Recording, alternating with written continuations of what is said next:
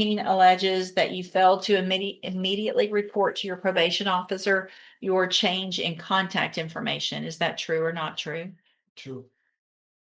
Count 14 alleges that you were at a location other than your residence at approximately 9:21 p.m. February 26th of 2026. Is that true or not true? True. And then finally, count 15 alleges that you're behind in your court assessed fees as of March 3rd of 2026 in the amount of $1,220. Is that true or not true? Good afternoon. Are you Devontae Savoy? Yes, ma'am. And this is cause number 23, DCCR 2038. Mr. Savoy is on probation for tampering or fabricating physical evidence with intent to impair. There's a motion filed. What is the announcement? Judge, and I've spoken to Savoy, and at this time he'll be entering pleas to the motion. Okay, so there's no agreement. No agreement, Judge. That pulled up. I believe we had an agreement of sorts. Well, Judge, I'll say that the issue is, of course, is instead of talking with the state, we definitely want to get an updated PSI for Mr. Savoy for making a determination whether options may be out there on him, but to the actual violations, he's more than willing to enter his pleas to those. Okay. But y'all don't have an agreement with regard to punishment. That's correct, Your Honor. And I spoke with Ms. Lopez, his probation officer, and we all thought that an updated PSI might be very helpful with that. Okay. And then just as a clerical matter, Your Honor, I noted that number 6 violation, alleged number 6 is arrearage. Number 15 is an updated amount of arrearage, and so the state will abandon number 6. Thank you. For number 15. So I just did a prior version thing. It showed that there were 2 first amended motions. One's an order and one's the actual motion. And so now there's a prior version of an order too. So just in case y'all look and see that. Okay. So Mr. Savoy, the best you can, raise your right hand, please. Do you swear or affirm the testimony you're going to give in this hearing will be the truth, the whole truth, and nothing but the truth? Yes, ma'am. All right, you can put your hand down. Thank you. And will he waive the formal reading of that motion? He does, Judge. So, Mr. Savoy, in cause number 23, DCCR 2038, have a first amended motion to revoke your unadjudicated probation. Shows that you were placed on probation June 30th of 2025 for the offense of tampering or fabricating physical evidence with intent to impair, a 3rd-degree felony, and that was a 4-year deferred probation. Is that correct? Yes, ma'am. This motion alleges that you violated your probation. Count 1 alleges that you failed to report to the probation office as required August 8th, October 6th, October 31st, and November 14th of 2025. And is that true or not true? Yes, ma'am. True or not true? True. Thank you. Count 2 alleges that you failed to work faithfully at suitable employment and provide verification of that. Is that true or not true? True. Count 3 alleges that you failed to provide verification of performing the community service hours as required. Is that true or not true? True. Count 4 alleges that you failed to provide verification of participating in and complying with all of the rules and guidelines of the mental health initiative caseload. Is that true or not true? Count 5 alleges that you failed to participate in the education program for your GED. Is that true or not true? Yes. And then the state abandoned count 6. Count 7 alleges that you failed to have the drug patch on as directed. Is that true or not true? Yeah. Count 8 alleges that you failed to enroll in services at the Spindletop ATAR program. Is that true or not true? True. Count 9 alleges that you committed the new offense of failure to ID on February 26th of 2026. Is that true or not true? True. Count 10 alleges that you committed the new offense of theft of property February 26th of 2026. Is that true or not true? True. Count 11 alleges that you failed to avoid persons or places of disreputable or harmful character, specifically association with any person previously convicted of a crime or at the presence where a crime was being committed. Is that true or not true? True. Count 12 alleges that you failed to report October 1st of 2025. Is that true or not true? True. Count 13 alleges that you failed to immediately report to your probation officer your change in contact information. Is that true or not true? True. Count 14 alleges that you were at a location other than your residence at approximately 9:21 p.m. February 26th of 2026. Is that true or not true? True.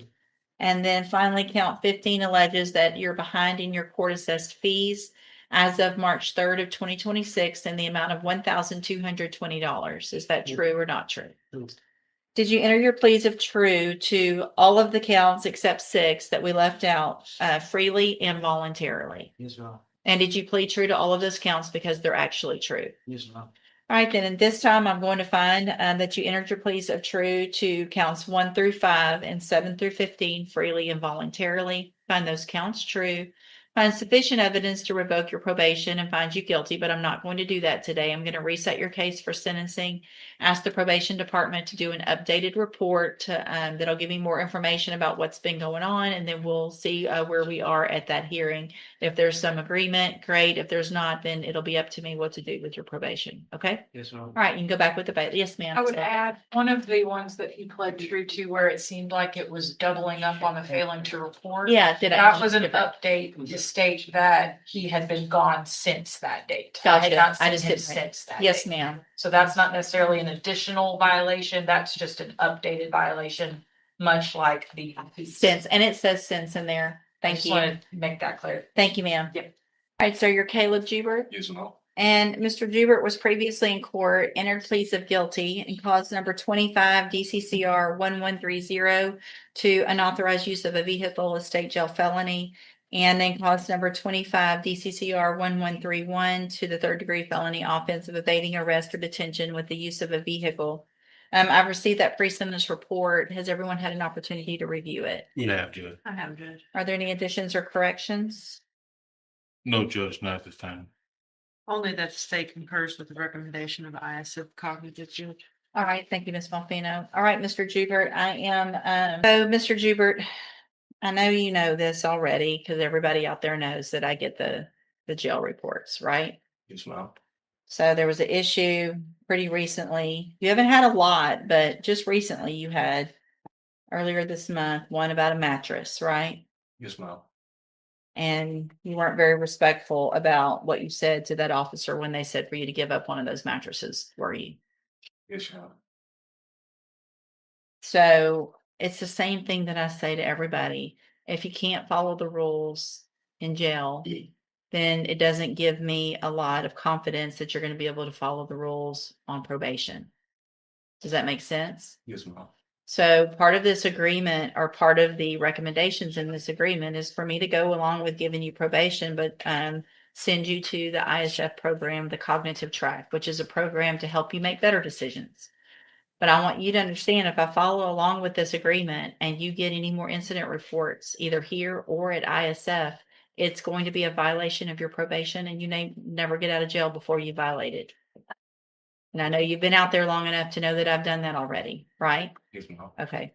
So then what I'm going to do, Mr. Jubert, is give you this opportunity. I'm going to find in each of your cases that you entered those pleas freely and voluntarily. In cause number 25, DCCR 1130, find sufficient evidence to find you guilty, but I'm going to follow the agreement, defer all proceedings, place you on probation for 5 years. You're ordered to pay a $500 fine in that case and to follow all of the rules and conditions of probation. And then in cause number 25, DCCR 1131, also find sufficient evidence to find you guilty, but follow the agreement and defer all proceedings for 5 years. You're ordered to pay a $300 fine in that case and to follow all of the rules and conditions of probation. One of those conditions in each case is again that you enter and successfully complete the cognitive track of the ISF program. Also, there's going to be you're going to have a couple of assessments done just to see what all probation needs to offer you so that you can be successful. There's going to be a mental health evaluation, substance abuse evaluation, and if there's anything in those evaluations that say that you need some further treatment. Right here, the judge makes one thing absolutely clear. This isn't just probation, it's a rare second chance. There's no felony on his record yet. but a single mistake could change everything in an instant. Whatever it is, then it is going to be your responsibility to do that and part of your probation. Do you understand? You're going to get all the tools that you need to be successful. You're young, you don't have felony conviction on your record right now. If you successfully complete these probations, you will never have a felony conviction. This is a great opportunity. But the other side of that is if you violate any condition and you don't take advantage of the tools that are going to be given to you to be more successful, you're going to be right back in here in court. You're going to be looking at up to 2 years in a state jail prison in one case and between 2 years and up to 10 years in prison on the other. You understand? Again, I want to make sure I reiterate how important it is not to get in trouble in jail while you're waiting on ISF and not to get in trouble while you're at ISF. If other young men are out there acting up, you need to say, look, I want to see the light of day again. Y'all go do what you're going to do. And I'm going to today sit on your bunk when you're supposed to sit on your bunk. Don't sit on it when you're not supposed to. Have whatever you're supposed to have. Don't have extras. Just follow the rules. And if you're called out for not following a rule, don't get mad at the person that's calling you out for not following the rule, right? You're the one that's not following it. So don't get mad at them. Okay. I'm handing you in each of your cases the trial court certifications that shows these were agreements that I followed, so you have waived your right to appeal. Good luck to you, sir. I hope you do well. Let's see. He leaves with probation today, but the message is unmistakable: follow the rules and turn your life around, or come back to face years behind bars with no second chances left.